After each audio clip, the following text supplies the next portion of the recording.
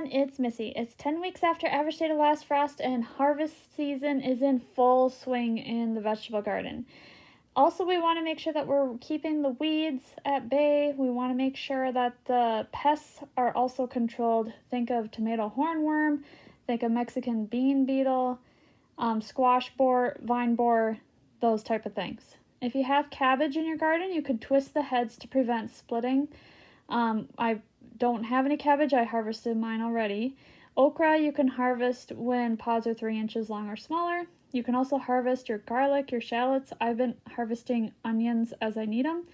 And also harvest daily those cucumbers, green beans, whatever you have that's ripening in your garden. Make sure that you're out there daily checking to make sure if it needs to be harvested or not.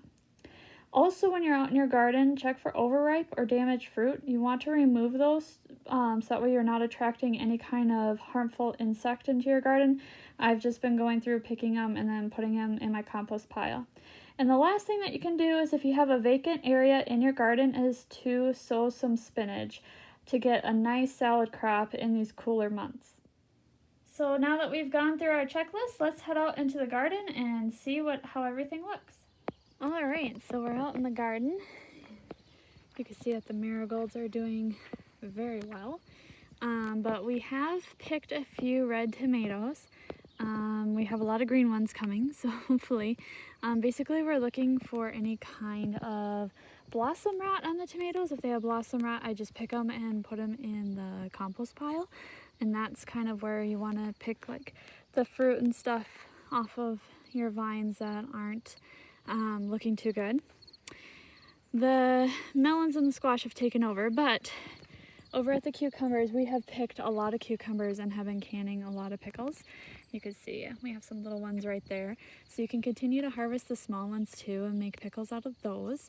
But it's every day you're out here looking for cucumbers that are the perfect size to either eat or preserve. So I've basically been doing that. The peas are completely done now. We're just letting the plants dry out. And then the sweet corn should be coming. Being that we planted it so close together, they only have at best 1 ear per stalk. So, but that should be coming along next week. Hopefully we can start harvesting that. If I turn you around, you can see that we've been harvesting our blueberries. They kind of ripen at a slow pace, but we come out here and pick those daily. And then the last thing that we'll probably be pulling up this week in its entirety would be the beets. And we've been picking those as needed, and we've just been letting the smaller ones kind of grow bigger. But these guys really do need to be picked and be finished up, so we'll have a bare spot there. And then as I work this way, the slow bolt lettuce has not been coming up too well. What happened was we had the cicada killer wasps get stuck in the net, and we sprayed them with the wasp spray, so I'm pretty sure I killed off like my plants in there.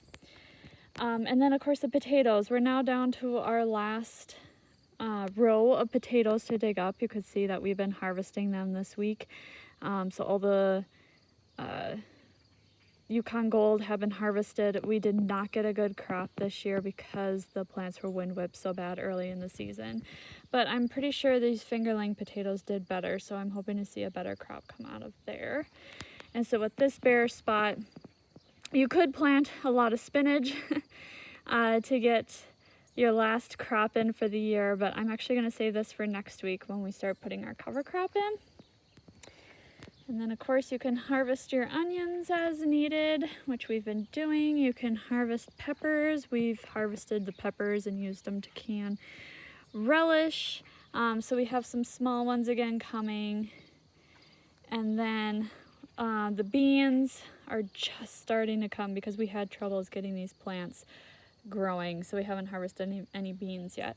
And of course we're keeping our eye on the radishes that we sowed again later after the lettuce came out. And then I do have romaine lettuce coming along there, and then we have some hot peppers.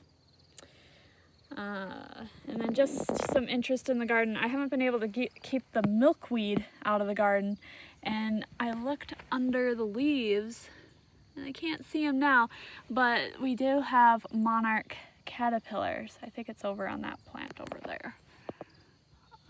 But they're really hard to spot because they're on the underside of the leaf and not on the top. They're pretty small. But we have had Monarch Caterpillars in the garden, besides the swallowtail ones that are eating the dill. And then of course, we have our celery over here, the stuff that I had blanched. And it has now been 1 week since I've done that. Okay, I removed the net. There's a couple of moths, but I gotta do this fast because I got a thunderstorm coming.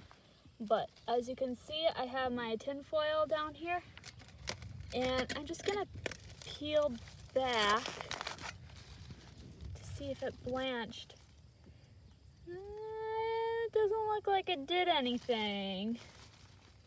Nope, it did not. So I might have to leave this on here a little bit longer than a week, maybe. We'll see how that goes. I don't need celery right now at the moment. I'm wondering if my aluminum foil isn't as tight around, or it's not providing what it's supposed to do. So we'll just keep trying and see if it does anything. I'm assuming these ones on the front, because it's up against the stalks, should do something. I'm just gonna readjust it. But yeah, that should be it. If you have any questions, please let me know. Otherwise, thanks for watching, everyone. Bye.